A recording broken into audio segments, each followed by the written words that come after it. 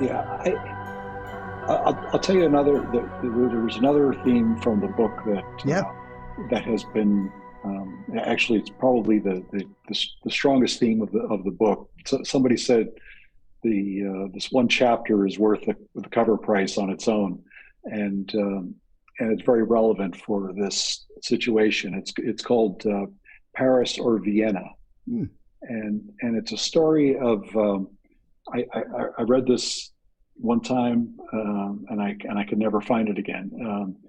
But this woman reads a story, and this woman is a mother of an autistic child, and she reads a story about a woman who has always dreamed about going to Paris. That's her dream place, and she fantasizes that everything is wonderful in Paris and she should be there and so forth. So she saves her money. She looks forward to the day that she can go to Paris. She buys her ticket. She gets on the plane and gets strapped in. They're taking off, and the pilot announces the flight is going to Vienna. And so she's crushed. She can't believe what happened here. Did they change the plane? Did I get on the wrong gate? But for whatever reason, she's going to Vienna, and so she's crestfallen.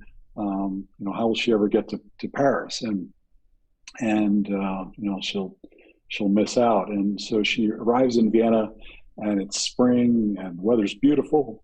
There's music playing everywhere, and children singing, and birds, and music, and she just falls in love with Vienna. She can't believe the beauty in Vienna, and she doesn't know what Paris was all about, but she can't imagine anything more beautiful than this. Mm. And so upon reading this, the woman reading the story,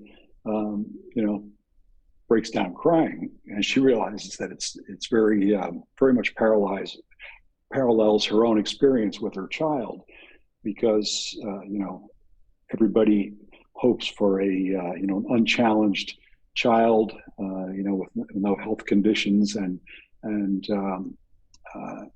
but she can't imagine anything more loving than her child, or more rewarding when her child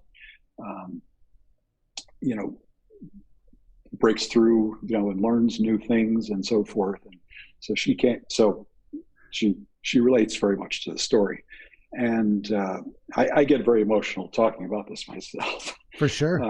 Because I relate to it, and it goes back to what, as I mentioned, where I became the house husband, and it wasn't what I had envisioned for myself, and I had this Paris in mind that was I'd be running some company that might actually do something good and be successful at as a company, and I wound up in a different place, and all these wonderful things had gone on for me.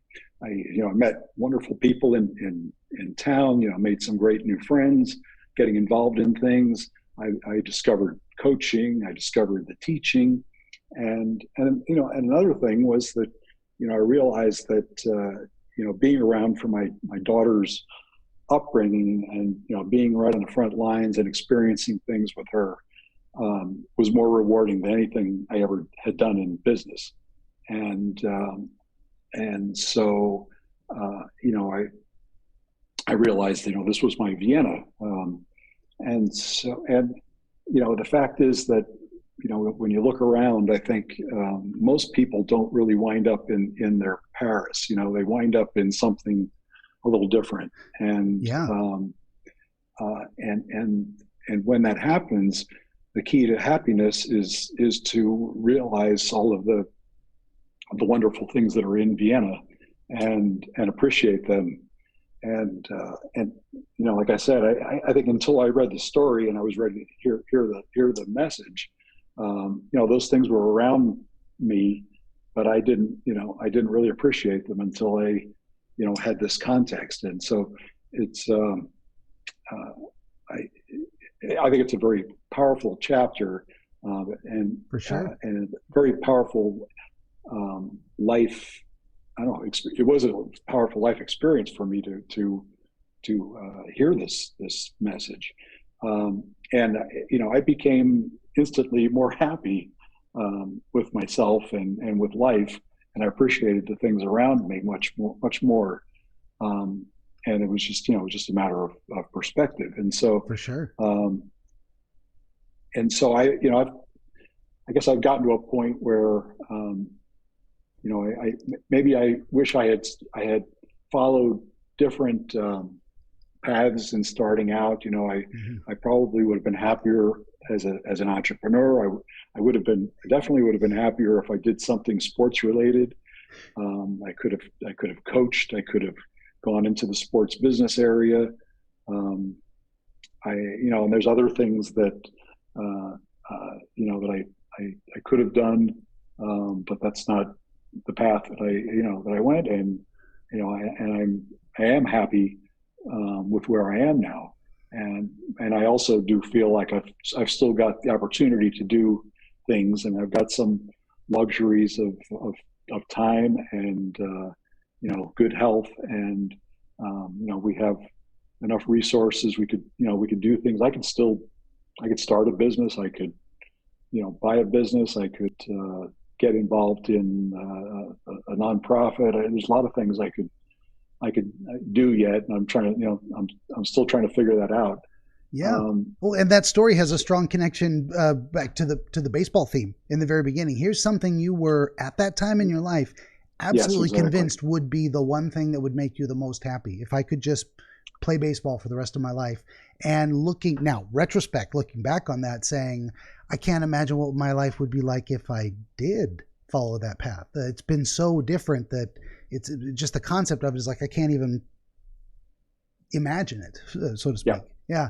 yeah, yeah, Yeah, and yeah. that's also the passing from noon into the morning into the afternoon transitional period too, is the ability to look back over that dividing line and say compare where you were before.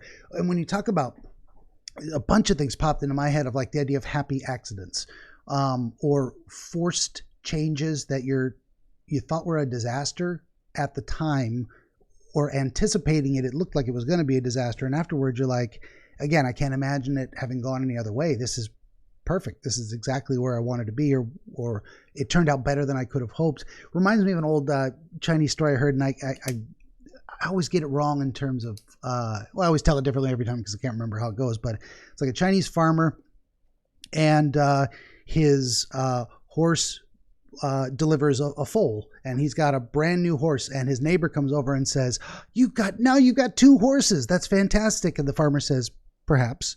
Well, then the foal kicks his young son in the leg and breaks his son's leg, and the neighbor comes over and says, oh, that's a tragedy. He's got a broken leg. And the farmer says, perhaps.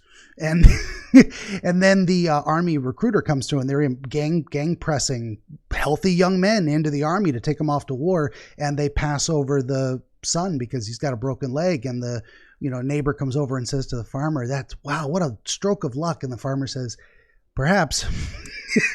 Because it's all these reversals of fortune, and you never really know how it's going to end up. I mean, you can tell that story 100 ways, and you can end it a million different ways.